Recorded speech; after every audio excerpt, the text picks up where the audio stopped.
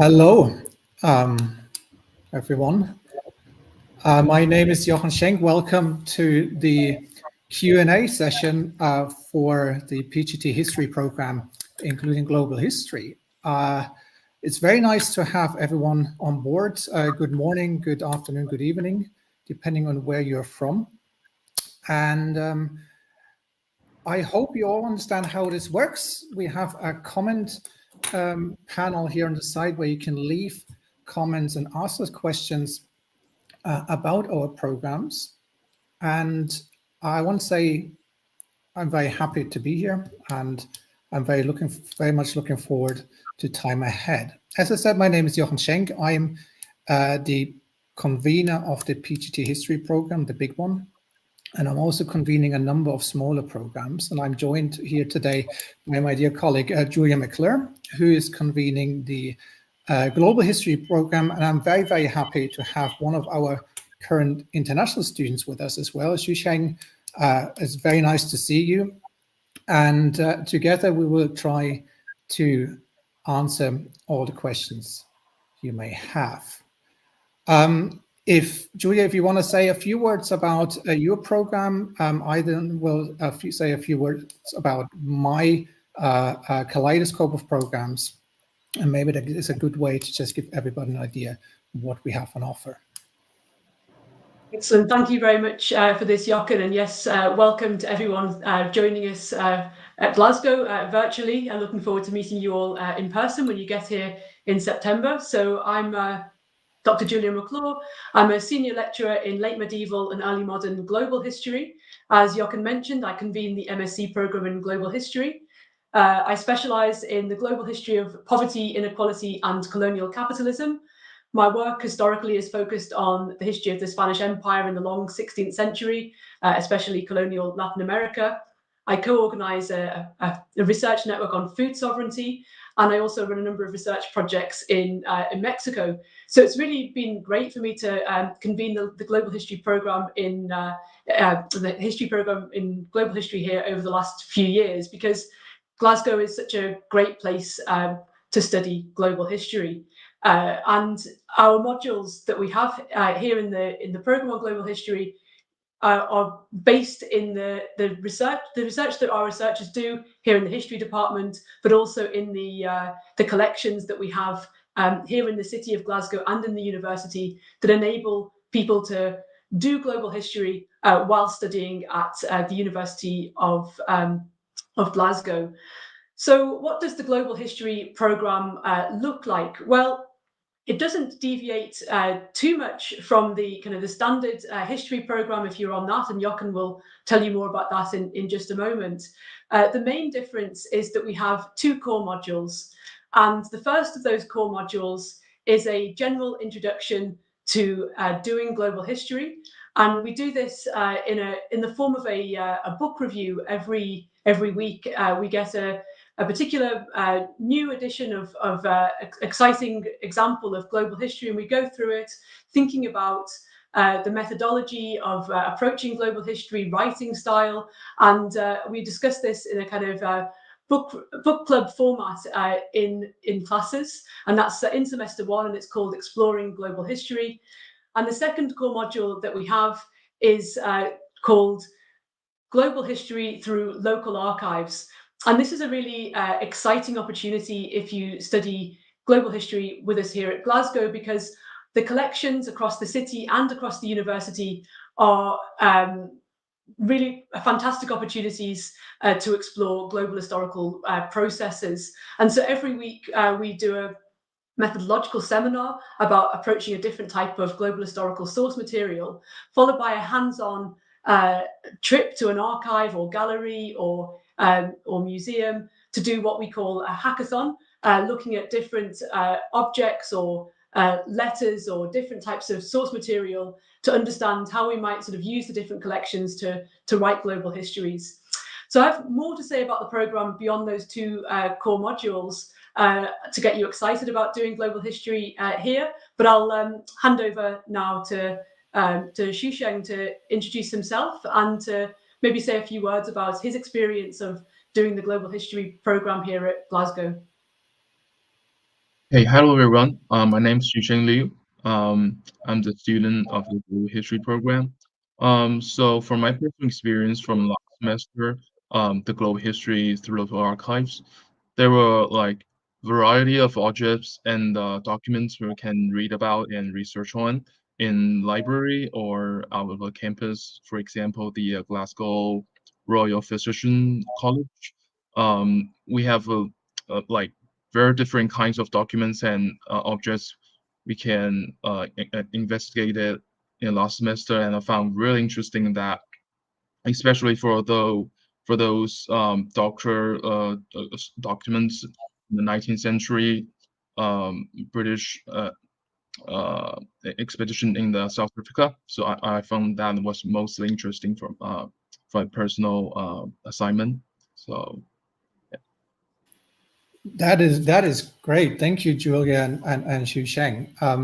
So you've already received a little bit of insight into one of our more specialized programs, the global history ones, and we have a lot more. And some of you may be doing the masters in just history, which is a more general one. Others might be interested in a master's in early modern history, or in medieval history, in Scottish history, or in modern history.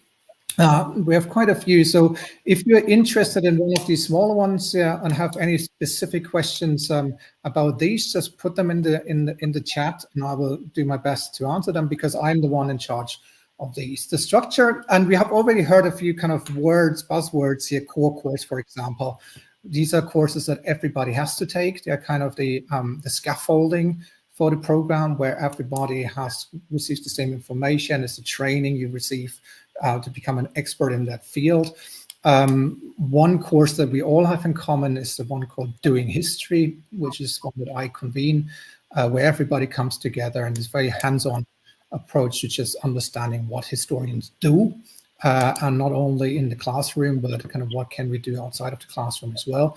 And then we have the kind of selective courses. So these are the courses that you can pick yourself, and you can select yourself.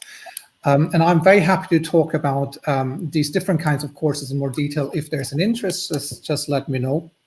But it's already great to also hear Xu Cheng's insights here, because what you do at this level and at master's level is you do work with archives. You do work with items sometimes, with material culture, depending on the course. You do work a lot with sources.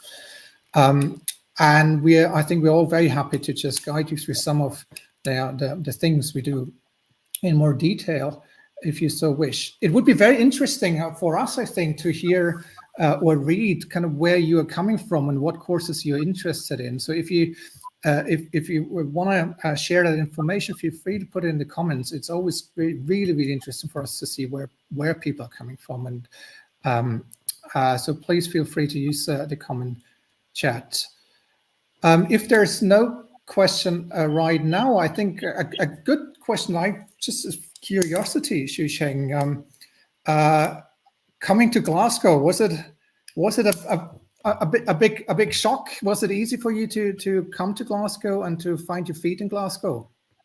yeah, so originally I thought Glasgow was for people who are interested in the Scottish history, but after I've been the website and done some research on global history program, that I found it's interesting to that like the variety of courses I can choose. So that finally makes me to choose Glasgow, and the overall experience. And the overall experience is very good.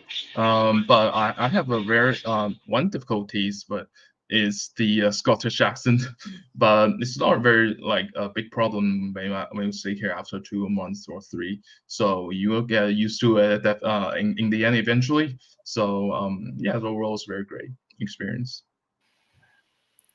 Yeah, we all struggle sometimes with the accents still. I certainly do. Well, that's very good to hear. What do you think the biggest challenge was? The biggest challenge was so for me, I do not have much like seminar presentations when I was in undergraduate degree. So here in Glasgow, the master will require us to do at least one presentation for each courses. So it's a big challenge for me, but it actually trained me far more than I think. To for example, the presentation skills and speaking and other anything else. Yeah.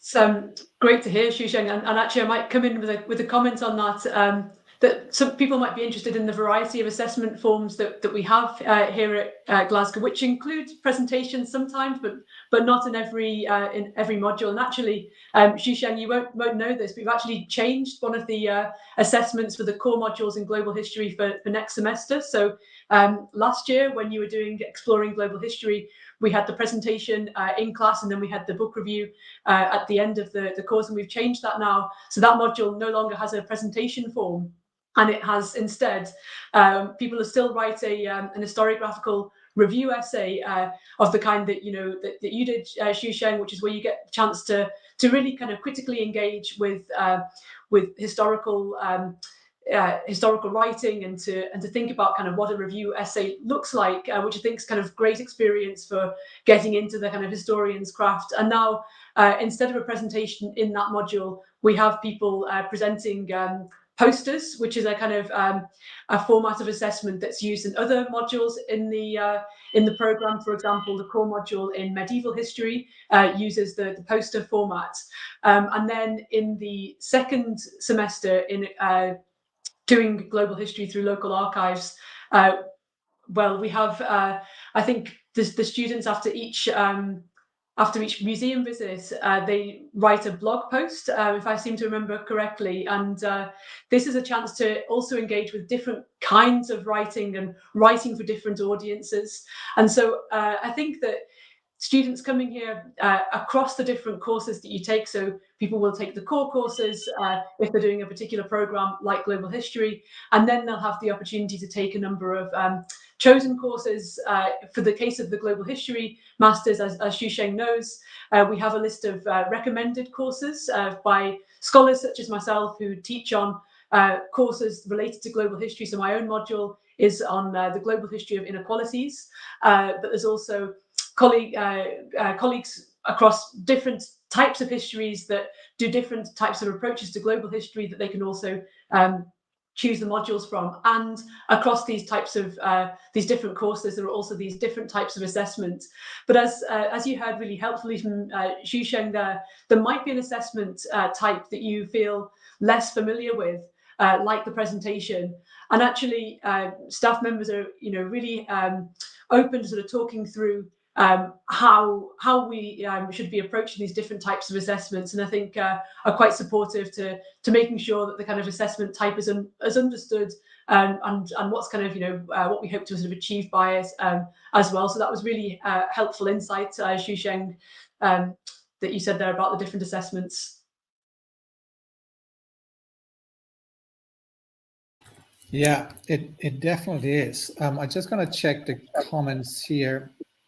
Oh, there's one comment from Martin. Hi, Martin. Would be nice to hear where everybody's coming from, huh? Can I take courses from any other history degrees? Yes. So that is, well, yes and no. You can take courses from at master's level, which we call kind of level 5 courses from across the range of history. So if you do global history, you can take courses from Scottish history or that have a Scottish theme. There's no problem in that. What you cannot do is take courses from undergrad level, for example, right? So you have to choose courses within the level you are at. But there you have a wide variety of options. Since we have so many different programs, they are really representative of the many different fields that we cover, and you are quite free in picking the ones that interest you the most. But sometimes, I mean, there's on individual basis, one may argue if there's room for auditing an undergrad course if that is of particular relevance. And that's something we just have to discuss individually. But generally speaking, you pick courses from across your range, in this case, the level 5 range. Is there any option to take courses completely outside the subject at postgraduate level? Yes, there is. Within limits, you are taking a degree in history, so the majority of your training should be in that field, should be in history. But we do have offer the option of selecting. It's usually one course, we say, that you can select from outside history, and many students do that. It depends on your interests, obviously, and your field. People pick courses from languages, from English, politics, art history, sometimes further fields as well. So that is absolutely possible. I mean, it's a question of timetabling. We have to check that it doesn't clash with any of our core requirements, for example. So that's something we just have to cross-check, and the other course convener has to approve to it. But it happens on a regular basis, and we generally say yes. It just shouldn't be the majority of your courses, right? Because you are, at the end of the day, you want to have a history degree. But the answer is yes. Okay, good questions there. Thank you, Martin. Anybody else has any questions? Xusheng, what optional modules did you choose? Because you did the global history program, you did the core modules, and then you had a chance to choose some options outside of your course. So which options did you choose? Yeah, I took the American history in American War in Vietnam and Iraq, and also I took military Scotland. I think that's and how wars end. So my personal interest was in military history. So there's a variety of courses I choose from the last 2 semesters. Yeah, I mean, we have the whole kind of war studies program running here, so there's always a lot. Okay, Martin, good. Thank you. Well, you're most welcome. Could Xusheng explain how he chose his courses and what help is available to make these choices? I guess, Xusheng, it was interest first and foremost. Anything you can say to that? Kind of what drove you towards these the choices you made, which are kind of a variety, right? You have Scottish history, you have global history, and so on. And did you ask for help in making these decisions, or was any help required, or was it quite a straightforward process to register? Mm-hmm. So in our website, there's a student homepage. There's a panel called Academic Advisor. So you can ask the person behind the webpage to help you like select the courses. So if you interested in gender history, there will be another variety of courses that you can choose. So for me, with military history, and for the others, some people like history of 19th century colonialism or imperialism, they can choose the history of inequality or some other courses. You can eventually get help from either the webpage or your convener themselves. So there's definitely help you can get in there. Yeah, and that's a very important person you name is the arts advisor, the senior arts advisor. So there's somebody here in the background that if you have any question about suitability of courses, where it's not just one person, we call them the arts advisor, it's a team of people who are ready to help. And obviously, we as course conveners are the main go-to person. So if you have questions about suitability of a particular course, maybe that sits outside the field of the program, then you just ask, and we help you guide you through your choices. And usually the answer is yes, that it probably is possible, whatever you have in mind, if it's within history. And if it's more exotic, then we will just have a close look with you at the feasibility of all this. So it would be Julia or me or any of the other program conveners, if you're enrolled in another program, that would help. I hope that was helpful, Martin. Please feel free to ask more. Julia, did you want to chime in here? Yeah, the other thing to mention, there's another kind of part of the kind of program that everyone will do that we haven't mentioned yet, which is the dissertation, which I know from talking to Xu Sheng, he's already thinking about and working on. I think it's due at the end of September, if I'm not mistaken, and August.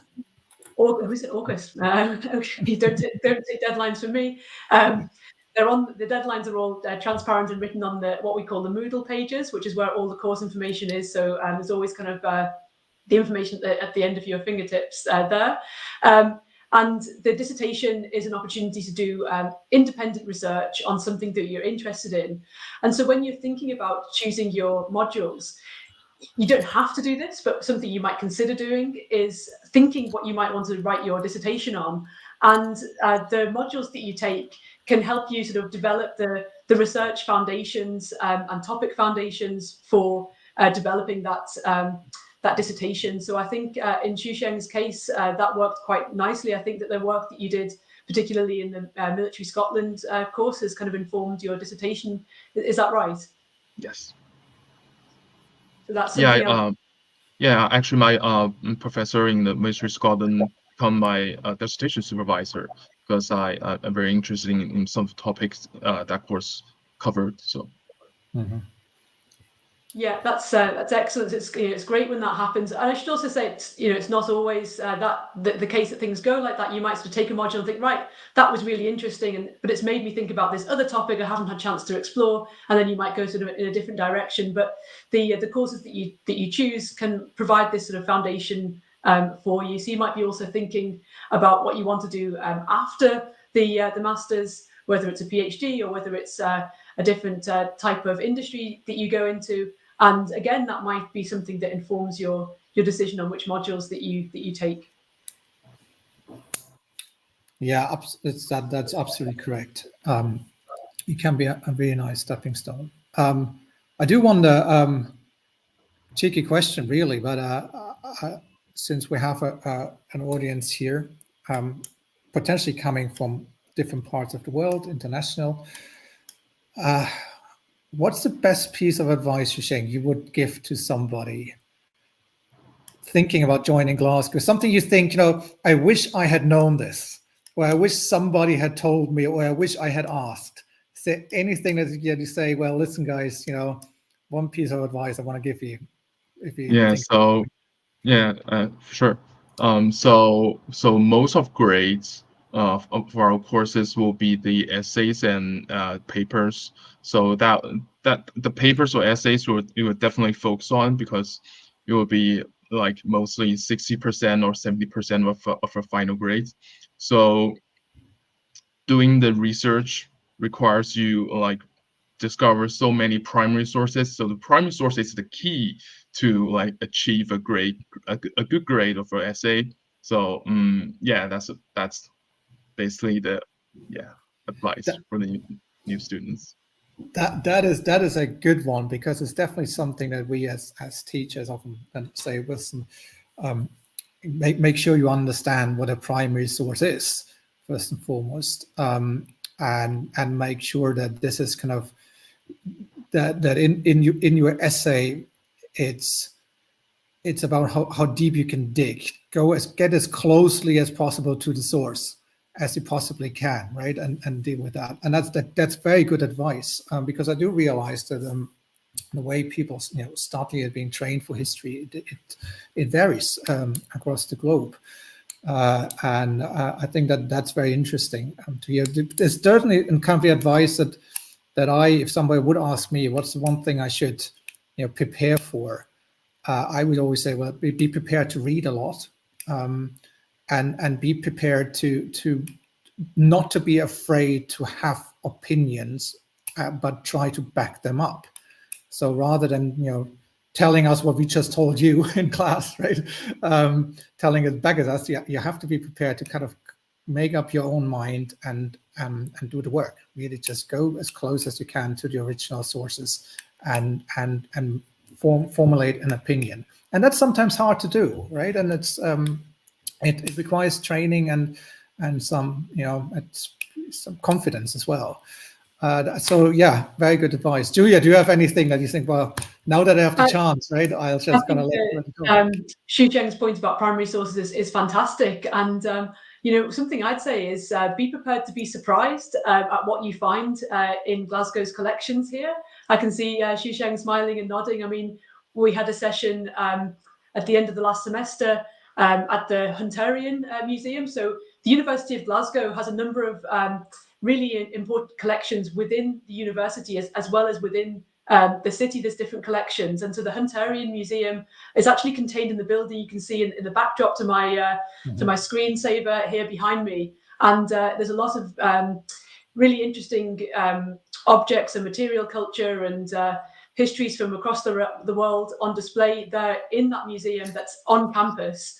And then that's only a kind of small slice of what's in the collections within the Hunterian Museum writ large. And that's one of the kind of museum collections in Glasgow. There's also then an even bigger museum collection, and you can see that museum from the University of Glasgow over in the Kelvin Grove. And again, the amount of sort of global histories that can be written from engagement with those collections is really interesting. And the session that I did with students at the Hunterian was on Indigenous histories.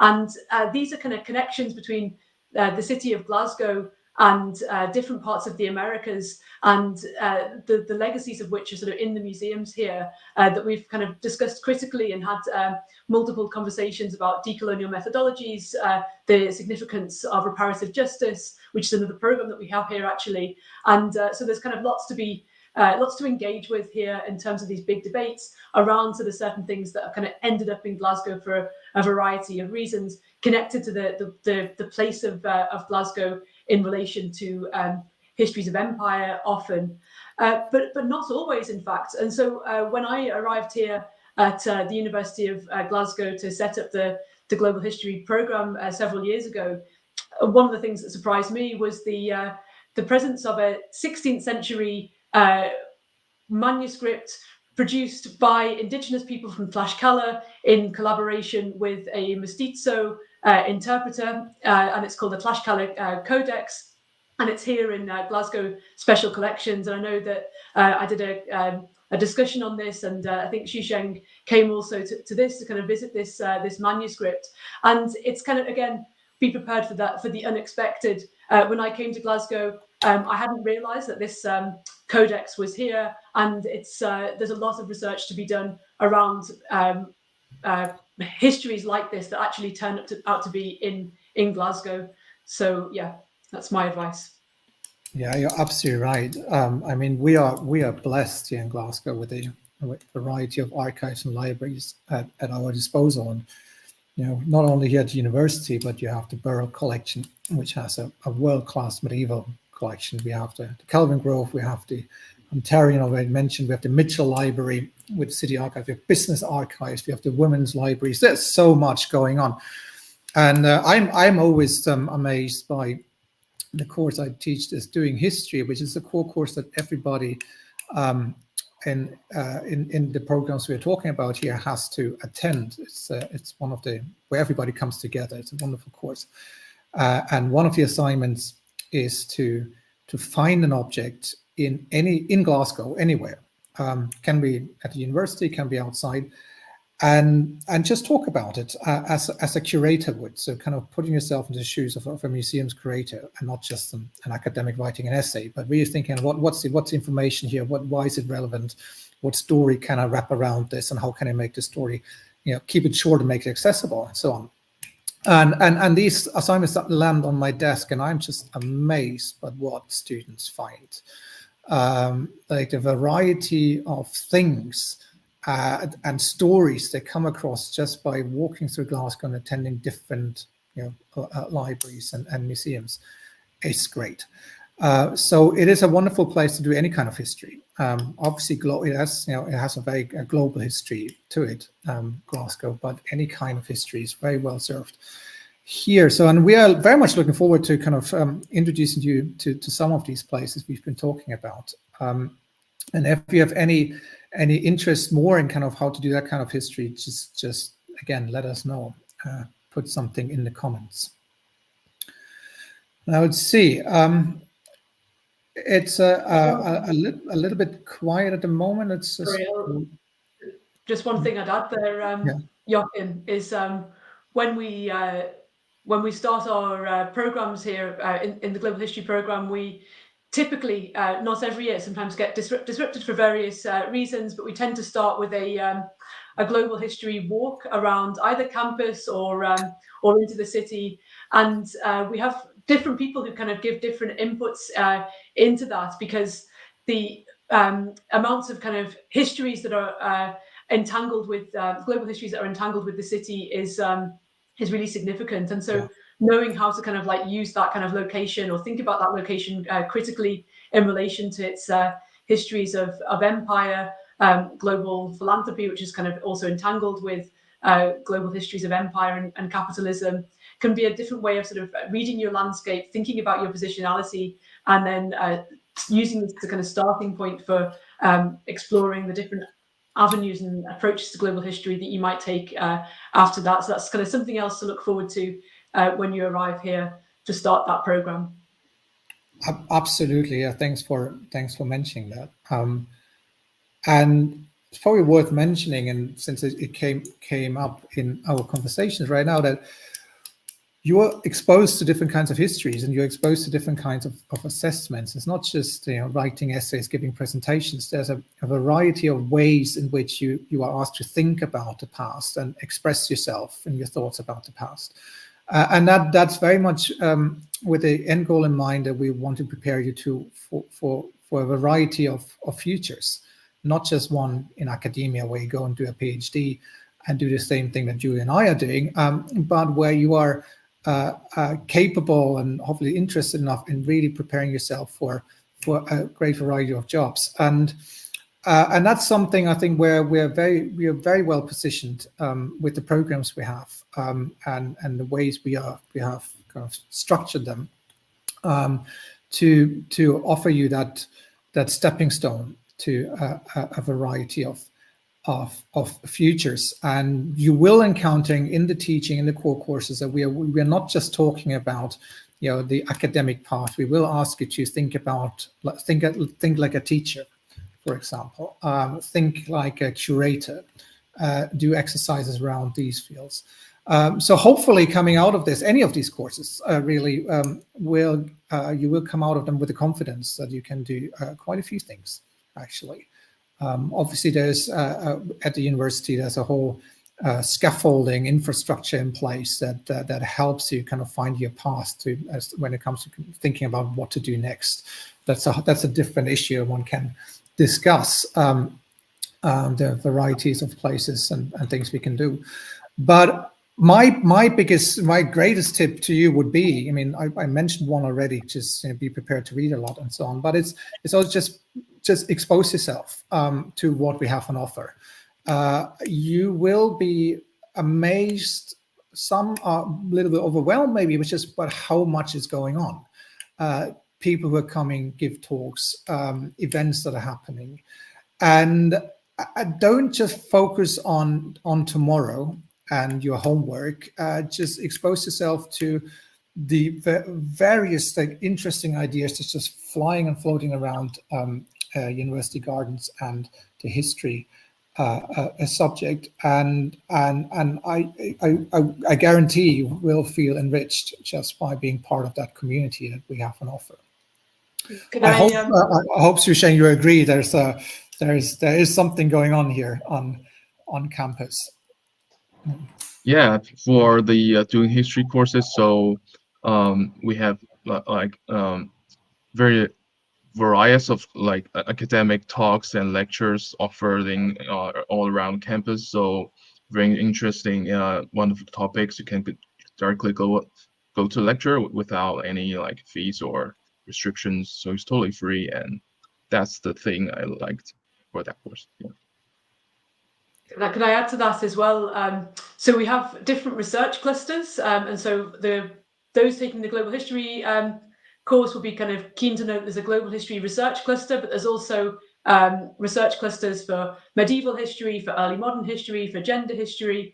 There's an awful lot going on, and then those clusters they coordinate the different events that are going on, which are a variety of types of events, whether it's a seminar paper, a reading group session, a work in progress session, and they offer different thematic insights into the discipline and voices of different experts in the field that you can engage with. So, and they, if you kind of look at the different clusters that you're interested in, then you'd find out sort of what's going on within that field. And as Xusheng mentioned, well, on the one hand, you can go to any of these talks, but you have an extra incentive to go to these talks because it's also connected to the Doing History module. So there's kind of you also get credit for it at a certain point in the course, but there's lots of different reasons to attend these seminars, and you're really encouraged to. It's a great chance to meet other students in your course that maybe outside of the particular modules that you're taking. You get a chance to meet staff members that maybe aren't teaching you but have research that you might be interested in, PhD students who you might want to hear from in terms of future pathways and applying for the PhD or what that looks like. So it's kind of a really great chance to be part of these different research communities. So for the Global History Research Cluster, we have a website, and you can take a look at that and see the kinds of different events that we've had on offer to kind of get you excited for coming here. But of course, there are also other research clusters that you also might be interested in, and you're kind of free to attend as many of them as you want to. Yeah, thanks for adding that. That's absolutely right. And it's I mean, we haven't talked about kind of academic careers, but obviously this is something we still do, and our students who come through the program, a lot of them do move on into academic careers, doing PhDs, and I think our success rate in kind of producing PhD students either here at Glasgow or at other universities is quite high. So if you are interested in that path, again, feel free to just get in touch. It's it's a complex environment, and we do a lot. I'm just checking the comments again if there's something has come in. So far not. I mean, there would be other things to talk about being in Glasgow in general. I think we all enjoy the city. Work aside and our studies aside, it's I mean, we all come from somewhere else. I think we're all quite happy to be here. It's an interesting city. It has beauty and has a wonderful hinterland. It's very easy to get out of Glasgow. It's very easy to be in the Highlands and Islands, and which is also often necessary. You want to get away and leave it all behind, and that's something that is easily done, and certainly one of the big pluses of this city. Have you been able to get out a lot at all, Xusheng? Have you explored Scotland a little bit? Yeah, so the transportations here in Glasgow is very convenient. So we have like 2 big train stations. You can get to Highland, West Highland, East Highland very easily.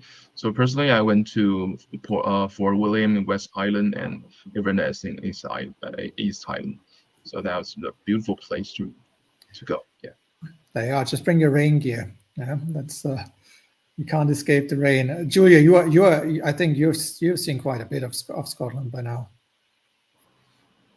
Yeah, the mountains are fantastic, and you can get into something that's called Munro bagging, which is where you can climb up all the mountains that are over a certain height, and I think there's 283 of them or something like this. So lots to keep you busy outside of the reading lists and the academic talks that we have going on here. But of course, like there's really fantastic hills on the doorstep that don't take too long to get out to. So yeah, lots to explore both within the city in terms of the museum collections and also the different activist groups. I said at the start, I run a food sovereignty group, and we're linked with people like the Seed Library at the CCA, different urban agroecology groups in the city. So it's a city where there's a lot going on in a variety of ways that you can link into, or you can get out of the city and see some of the nature on the doorstep.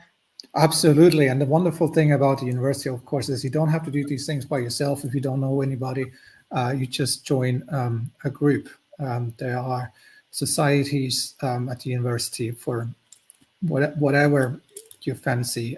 You will find like-minded people to explore Scotland with. I do wonder if you have any further questions to us, then feel free to put them in the chat. Otherwise, I think we have covered the basics here. So again, if you want us to mention anything in particular, we're happy to do so. Otherwise, we're probably going to wrap it up in 5 or more minutes. For my part, I'm just glad we had the opportunity to introduce ourselves to you and to talk a little bit about our programs, to clarify some of the questions you had. I'm very grateful to you, Shisheng, to have been here. It's very nice to hear your perspective on things, and I'm glad to hear it's kind of so far so good. And Julia, thank you very much for really kind of covering global history really well. I should have mentioned maybe that I'm obviously a historian as well. I do medieval history here at the University of Glasgow. Like Julia, slightly earlier, I'm more interested in the Eastern Mediterranean and the Crusading movement. So my teachings kind of centers around that. And if you come here and if you do a history degree, you might end up taking a course on something to do with the Crusades with me, and I would be very happy to welcome you. Yes. No, I was going to say that's something else I should have mentioned. We're talking about the different modules, that a lot of them are team taught, and so a lot of them, you'll get different inputs from different research expertise. So somebody like Jochen, focusing more on the Middle Ages, might be teaching alongside somebody working more in the early modern period, and it's often like a way to have the different insights onto a particular theme. So a lot of our courses are team taught. So bear that in mind when you take them, because there are lots of opportunities to meet the different scholars, even within sort of certain modules. So, very good. Well, everyone, if there are no further questions, then I say thank you for joining us. And I do look forward to seeing all of you, hopefully, in September in Glasgow, when the weather is glorious, as it usually is in September. And feel free to get in touch with us if you have any questions that we haven't answered here. Our email addresses are available, and we are happy to take the time to reply. Again, thank you very much, and I hope to see all of you before the year's over.